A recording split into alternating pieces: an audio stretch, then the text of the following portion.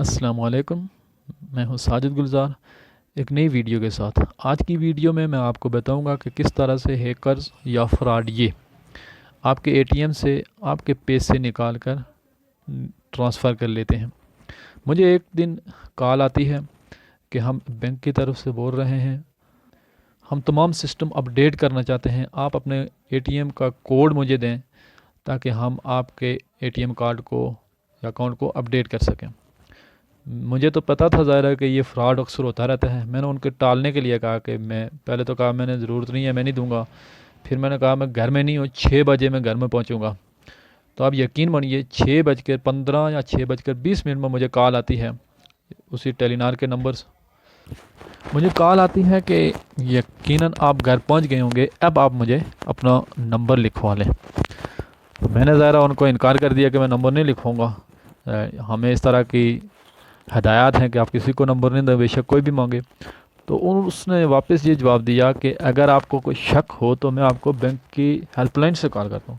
اب یقین مانیے اس نے کال بند کی، بینک کی اصل جو ہیلپ لائن ہے اس سے کال آنا شروع ہو گئی۔ 2-3 کالیں آئیں، میں نے اٹینڈ نہیں کی، اور جیسے کال بند ہوئی تو میرے پاس بینک مینیجر صاحب کا ایک ہمارے جو برانچ میں تھے ان کا نمبر موجود تھا۔ میں نے ان کو کال کی کہ اس طرح سے مجھے کالیں آ رہی ہیں، اور وہ اصل بینک کی ہیلپ لائن سے بھی کال کر رہا ہے۔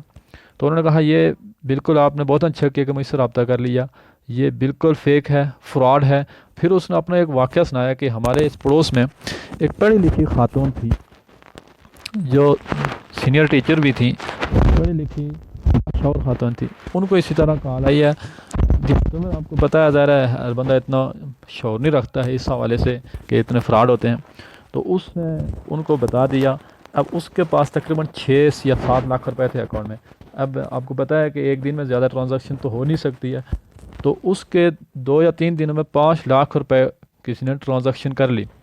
اب جو بینک مینیجر تھا، دیہاتوں میں آپ کو پتہ ہے کہ سب ایک دوسرے کو تقریباً جانتے رہتے ہیں، اس خاتون کے بیٹے کے ساتھ اس کے گپ شپ تھی، تو اس کو بتانے لگا کہ آپ کی والدہ کو آخر اتنی کیا ایمرجنسی ہے کہ وہ روزانہ پیسے ٹرانسفر کروا رہی ہے۔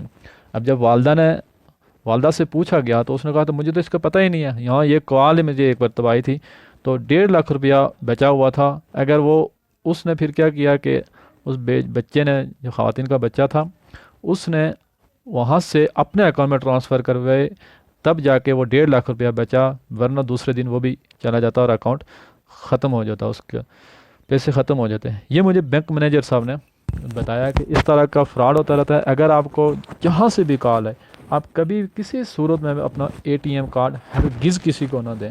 یہ ساری فراڈ یہ ہوتے ہیں، کیا پتہ کون سے ملی بھگت کون شامل ہو سکتا ہے، کوئی بینک کا ہو سکتا ہے یا نہیں بھی ہو سکتا ہے، وہ ہیکر ہوتے ہیں، کہیں سے بھی کچھ جگاڑ لگا لیتے ہیں۔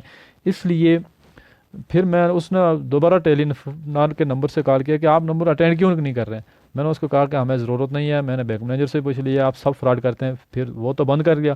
لیکن اگر کوئی دیہاتوں میں رہنے والا یا اس طرح کا کوئی لوگ جو ذرا بزرگ بھی ہوتے ہیں، اے ٹی ایم بھی رکھتے ہیں، وہ کوڈ دے گا تو اپنی جمع پونجی سے ہاتھ دھو بیٹھے گا۔ اس لیے ایک گزارش یہی ہے کہ جب بھی آپ کو کال آئے، بے شک آپ کو بینک کے اصل نمبر سے ہی کال آئے، آپ کوڈ ہرگز مت دیجیے گا۔ اگر آپ کو کوئی ضروری ہے، ایمرجنسی ہے، آپ کو ڈاؤٹ ہے کہ آپ نے اپڈیٹ کروانا ہے، یعنی آپ سیدھے بینک میں چلے جائیں، بینک مینیجر سے بات کریں، وہاں بیٹھ کر بذات خود اس پروگرام یا اس جو بھی کام ہے وہ حل کروائیں، وگرنہ کسی بھی فون کے اوپر، بے شک وہ آپ کے بینک کے مینیجرس کا نمبر ہو، کسی بھی کا بھی نمبر ہو، آپ ہرگز کوڈ مت دیجیے گا، ورنہ یہ فراڈ آپ کے ساتھ بھی ہو سکتا ہے۔ امید ہے کہ آپ کو ویڈیو اچھی لگی ہوگی۔ اگر آپ ہمارے چینل پر نئے ہیں تو سبسکرائب کر کے گھنٹی کے بٹن کو دبا دیں۔ اللہ حافظ۔